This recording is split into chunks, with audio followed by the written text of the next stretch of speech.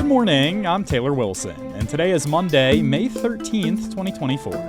This is The Excerpt. Today, how Trump is bracing voters for a guilty verdict in his hush money trial, plus the latest from Gaza as U.S. officials speak out about arms to Israel, and why Senate colleagues don't want to talk about the Bob Menendez trial. The criminal hush money trial of former President Donald Trump is far from over, with key witness Michael Cohen expected to take the stand as early as today. But Trump is already bracing voters for a guilty verdict. My colleague Sarah Ganem spoke with USA Today national political correspondent David Jackson for more. Hi, David. Thanks so much for joining The Excerpt. Yeah, thanks for having me. A lot of people who are following this trial have opinions about how it might end, but what is Trump himself saying?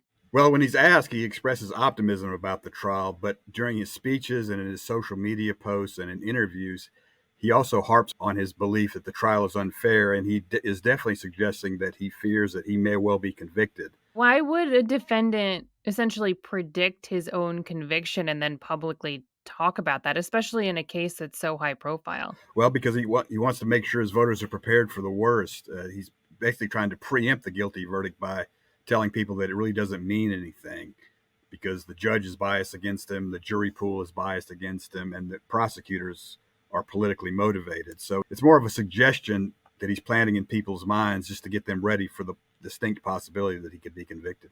And this is the tactic that's kind of worked before for him, right? Can you talk about that? Yes, in the late 2022 and in early 2023, when his latest presidential campaign was just getting off the ground, he would frequently tell people that he expected to be indicted for this hush money investigation and for the January 6th investigation and for a documents investigation that was undergoing. He would constantly tell people that the government wants to put me in jail and that he fully expected to be charged criminally. And here again, it's the same kind of principle. He doesn't want his people to be taken by surprise when it happens. So he's trying to preempt the process by arguing that it's all fake. Is it also somewhat good for his campaign or for his image? In any way, does it work that way for him? Well, in many ways, it did work for him in the indictment phase of the situation because by the time he actually was indicted, many his supporters had already discounted it because they expected it because Trump told them it was coming. And there's also evidence that the indictments probably helped him during the primaries. He won all of them easily. And a large part of it was the Republican base rallying to him because they felt like he was under attack by the government. Is that happening again? Are people sending in donations based on what's been happening in the courtroom?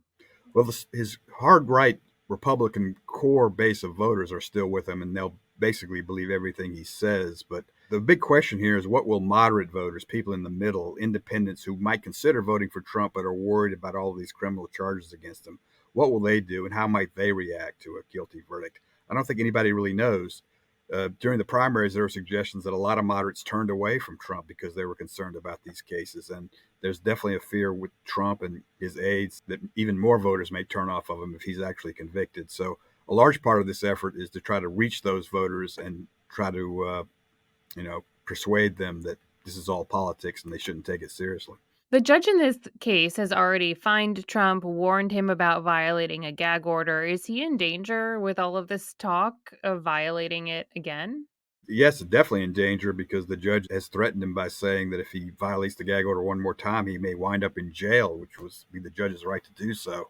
Trump, on the other hand, has used his gag order as an example of what he's talking about, that all the government's interested in is putting him in jail and convicting him. They really don't have a case, so they threaten him with things like gag orders and bad rulings on the evidence. And so he's basically doing the same thing with the gag orders that he's doing with the trial itself. He's trying to preempt the situation by telling voters that this is all politics and they shouldn't pay attention to it.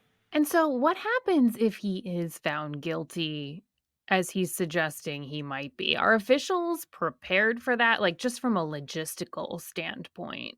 They're trying, certainly thinking about it, but there wouldn't be too much that would happen. If he is convicted, he would then go to a sentencing phase of the trial, and the judge and the jury would decide how he should be punished. That could lead to a prison sentence. If he is convicted, all of this will be on appeal. And this is another thing that Trump talks about on the stump, is that a lot of the things that have happened in the trial are what he calls reversible error, so that even if he is convicted, he will appeal the verdict, and he is telling people that it'll all be reversed down the line.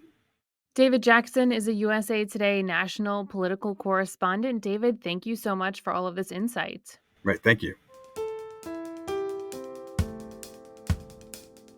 Secretary of State Anthony Blinken said yesterday the U.S. is still collecting evidence and reviewing allegations that Israel violated U.S. policy and international humanitarian law in Gaza.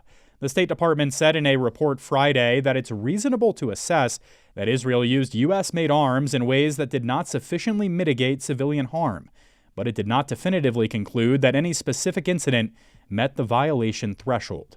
Blinken said yesterday on CBS, quote, "It's reasonable to assess that in a number of instances, Israel has not acted in a manner that is consistent with international humanitarian law," unquote.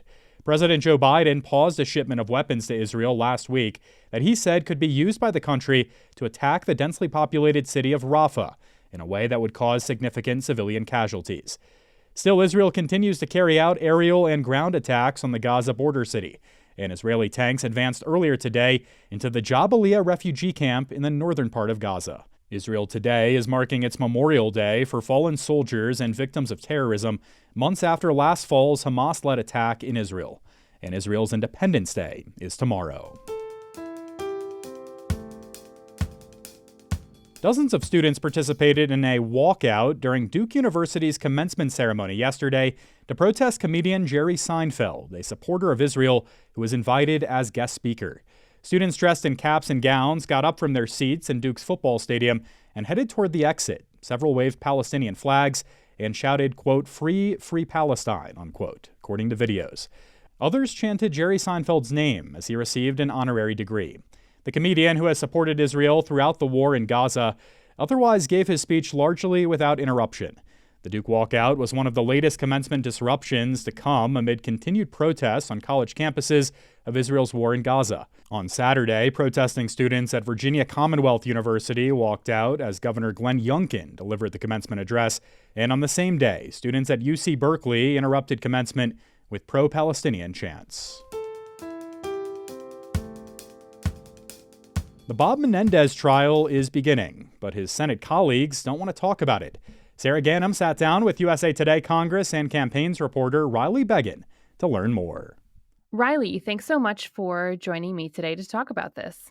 Of course, happy to be here. First, can you just remind us of the charges and the allegations that Bob Menendez is facing in his trial that begins today? Yeah, so Senator Menendez has several charges against him that he is facing here. The charges say that he allegedly took hundreds of thousands of dollars in bribes over years in exchange for using his position to help New Jersey businessmen and the Egyptian and Qatari governments.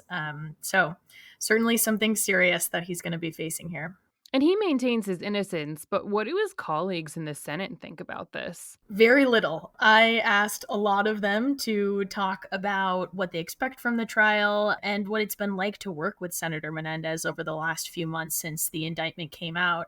And they were not willing to say very much. A lot of them said no comment in a lot of different varieties. And the ones who did say something said very little. I'll let the justice system work its will, for example, from Senator Ron Johnson of Wisconsin, is something that I heard a lot of. What does that silence say about how the Senate operates and the culture of that place? Yeah, this is a very Senate way to respond to this compared to the House, where you've probably seen in the news people throwing jabs all the time.